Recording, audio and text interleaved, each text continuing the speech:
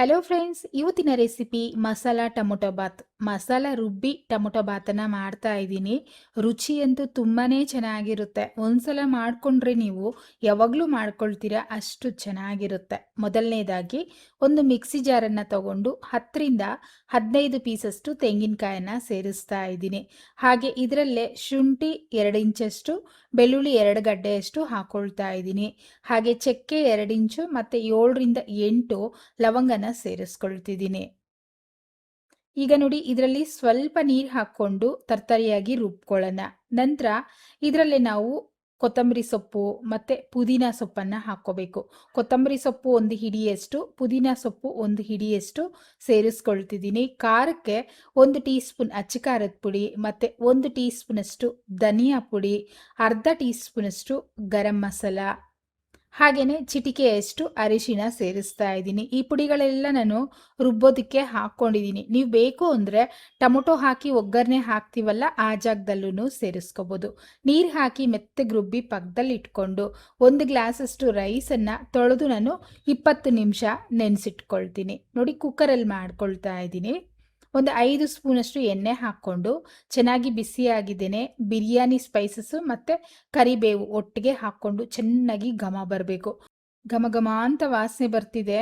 ಈಗ 2 ಈರುಳ್ಳಿ ಸ್ವಲ್ಪ ಉದ್ದುದ್ದಕ್ಕೆ ಕಟ್ ಮಾಡಿ ಸೇರಿಸ್ಕೊಂಡು, ಈರುಳ್ಳಿನೂ ಅಷ್ಟೇ ಹಸಿ ವಾಸನೆ ಹೋಗೋವರೆಗೂ ಚೆನ್ನಾಗಿ ಫ್ರೈ ಮಾಡ್ಕೊಳ್ಳೋಣ. ಹಸಿ ಬಟಾಣಿ ಇತ್ತು ಅಂದರೆ ಹಾಕ್ಕೊಳ್ಳಿ, ಟೊಮೊಟೊ ಬಾತಲ್ಲಿ ರುಚಿ ಚೆನ್ನಾಗಾಗುತ್ತೆ. ನೋಡಿ, ಈ ರೀತಿ ಫ್ರೈ ಆಯ್ತಲ್ವಾ.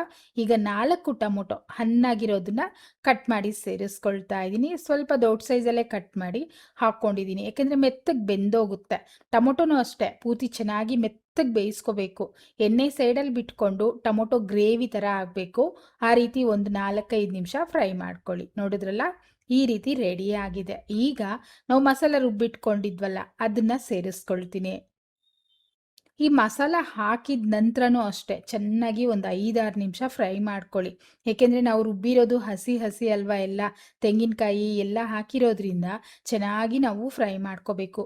ಮಸಾಲ ರುಬ್ಬಿ ಟೊಮೊಟೊ ಬಾತನ್ನು ಮಾಡಿಕೊಂಡ್ರೆ ಸೈಡ್ ಡಿಶೇ ಬೇಕಾಗೋದಿಲ್ಲ, ಹಾಗೆ ಬಿಸಿ ಬಿಸಿಯಾಗಿ ತಿನ್ಬೋದು. ತುಂಬ ಅಂದರೆ ತುಂಬ ರುಚಿಯಾಗಿರುತ್ತೆ. ನೋಡಿ, ಈ ಥರ ಗಟ್ಟಿಯಾಗಿದೆ ಅಲ್ವಾ, ಗ್ರೇವಿ ಥರ. ಈಗ ನೀರನ್ನು ಹಾಕ್ಕೋಬೇಕು. ನಾವು ತಗೊಂಡಿದ್ದು 1 ಗ್ಲಾಸ್ ರೈಸ್ ಅಲ್ವಾ, ಅದೇ ಗ್ಲಾಸಲ್ಲೇ 2 ಗ್ಲಾಸಷ್ಟು ನೀರನ್ನು ಮಿಕ್ಸಿ ಜಾರಲ್ಲಿ ಹಾಕಿ ನೀಟಾಗಿ ಮಸಾಲೆ ಎಲ್ಲ ತೊಳೆದು ಸೇರಿಸ್ಕೊಂಡಿದ್ದೀನಿ. ಹಾಗೆ ರುಚಿಗೆ ತಕ್ಕಷ್ಟು ಉಪ್ಪು ಹಾಕೊಂಡ ನಂತರ ಈ ನೀರು ಪೂರ್ತಿಯಾಗಿ 1-2-3 ಕುದಿ ಬರೋವರೆಗೂ ಚೆನ್ನಾಗಿ ಕುದಿಸ್ಕೊಳ್ಳೋಣ. ಇನ್ನೇನು ಕುದಿ ಬರ್ತಾ ಇದೆ. ಈಗ ನಾನು ನೆನೆಸಿಟ್ಟಿರೋಂಥ ರೈಸನ್ನು ಸೇರಿಸ್ಕೊಳ್ತಾ ಇದ್ದೀನಿ. ನೀರನ್ನು ಹಾಕ್ಕೋಬಾರ್ದು, ಬರೀ ರೈಸನ್ನು ಹಾಕ್ಕೋಬೇಕು. ಬೇಕು ಅಂದರೆ ಇನ್ನೂ ಸ್ವಲ್ಪ ಕೊತ್ತಂಬರಿ ಸೊಪ್ಪು ಅಥವಾ ತುಪ್ಪ ಹಾಕ್ಕೊಳ್ತೀನಿ ಅಂದರೂ ಹಾಕ್ಕೋಬೋದು. ಬಿಡಿಯಾಗಿ ರುಚಿಯಾಗಿ ಚೆನ್ನಾಗಿ ಬರುತ್ತೆ ತುಪ್ಪ ಹಾಕ್ಕೊಳ್ಳೋದ್ರಿಂದ. 2 ವಿಸಿಲ್ ಕೂಗಿಸ್ಕೊಳ್ತೀನಿ. 2 ವಿಸಿಲ್ ಆದ ನಂತರ ನೀವು ನೋಡ್ತಿರ್ಬೋದು ಮಸಾಲೆ ಎಲ್ಲ ಮೇಲ್ ಬಿಟ್ಕೊಂಡಿದೆ ಅಲ್ವಾ. ಈಗ ಒಂದು ಸೈಡಿಂದ ನೀಟಾಗಿ ಮಿಕ್ಸ್ ಮಾಡ್ಕೊಳ್ಳೋಣ. ಅನ್ನನೂ ಅಷ್ಟೇ ಬಿಡಿಯಾಗಿ ಎಷ್ಟು ಚೆನ್ನಾಗಾಗಿದೆ ನೀವು ನೋಡ್ತಿರ್ಬೋದು. ಈ ಟೊಮೊಟೊ ಬಾತ್ ಅಂತೂ ಬಿಸಿ ಬಿಸಿ ಅಂತಾನೆ ಅಲ್ಲ, ತಣ್ಣಗಾದರೂ ಸಹ ತಿನ್ನೋದಕ್ಕೆ ತುಂಬ ಚೆನ್ನಾಗಿರುತ್ತೆ. ಈಗ ನಾನು ತಟ್ಟೆನಲ್ಲಿ ಸರ್ವ್ ಮಾಡ್ಕೊಂಡಿದ್ದೀನಿ.